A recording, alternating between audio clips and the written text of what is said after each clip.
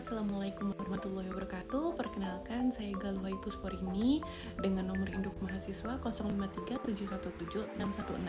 Pada kesempatan kali ini, saya akan menjelaskan tugas praktek 3 struktur data, yaitu implementasi dan penjelasan algoritma pencarian depth first search dan breadth first search menggunakan bahasa pemrograman Java.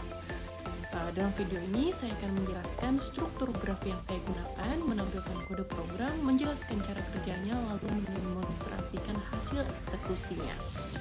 Semoga penjelasan saya dapat dipahami dengan baik. Pertama-tama, saya jelaskan dulu graf yang saya gunakan ya. Nah, jadi graf yang saya gunakan itu terdiri dari 8 node, itu dari A1 sampai A8. Mana A8 nih?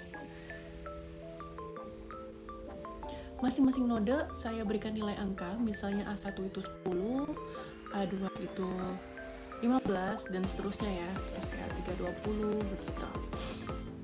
Graf ini bersifat tidak berarah, dan saya menentukan hubungan antar node menggunakan agency list. Kurang lebih gambaran grafnya sebagai berikut ya.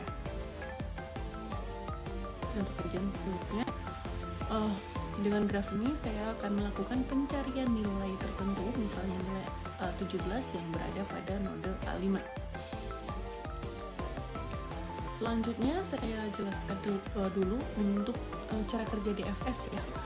Menurut saya DFS itu adalah seperti kita masuk ke dalam labirin dan memilih satu jalan dulu sampai mentok sebelum kembali dan mencoba jalan lain. DFS menelusuri graf secara mendalam menggunakan mekanisme rekursi atau SETA. Pada program saya ini, DFS ini mulai dari node A1, lalu DFS akan menelusuri tetangga satu persatu menandai visited, dan jika menemukan nilai yang dicari, maka prosesnya akan dihentikan. Nah, kayak gini. Dia akan ditandai visited dan sampai dia mendapatkan hasilnya true ya. Kalau enggak, dia akan hasilnya false, kayak gitu. Kita masuk node dulu, dicek dulu kayak gitu, visinya true atau false kayak gitu, sampai nilainya ditemukan kayak gitu. Maka DFS akan berhenti dan hasilnya. Intinya udah deh, stop jalannya. Sedangkan kalau untuk program saya yang BFS itu dia juga dimulai dari A1 dan menelusuri semua tetangganya dulu sebelum masuk level berikutnya. Kayak ini.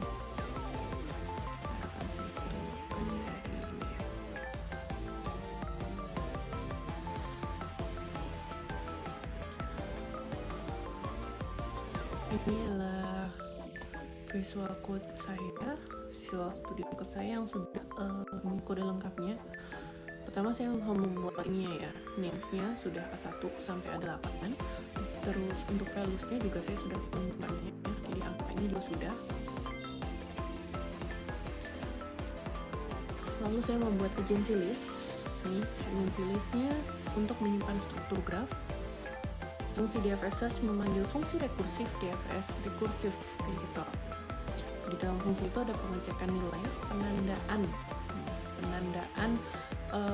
visited ini, dan pemanggilan rekursif untuk kode tetangga untuk DFS-nya. Jadi dia akan visited, terus dia kalau sampai ketemu hasilnya bener ya gitu untuk DFS rekursif ini. Sedangkan kalau untuk BFS-nya saya menggunakan enqueue, integer, dan melakukan proses enqueue dan dequeue. Enqueue dan enqueue-nya untuk setiap node. Terus saya akan run juga.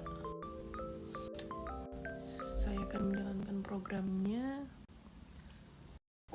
Nah, kayak gini. Oke. Nah, pada waktu pertama tuh kan kita akan bisa nih kayak melihat proses DFS-nya dari A1 terus nyari ke A2 dan sebagainya kayak gitu kan. sampai ditemukan nilai 17 di node A5. Sedangkan habis itu berikutnya dia menjalankan program BFS, dan itu dia langsung A1 langsung A2 kayak gitu. Dia kan masuk dulu gitu, kalau yang BFS-nya masuk dulu sampai menemukan. Kalau BFS itu cuma dikunjungin aja, nah gitu. Jadi dari sini kan terlihat nih karakteristiknya DFS sama BFS.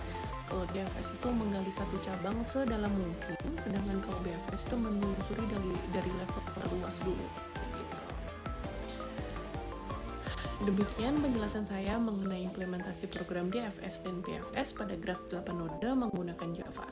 Menurut saya, tugas ini sangat membantu memahami bagaimana struktur data graf bekerja dalam konteksnya. Terima kasih sudah menonton. Assalamualaikum warahmatullahi wabarakatuh.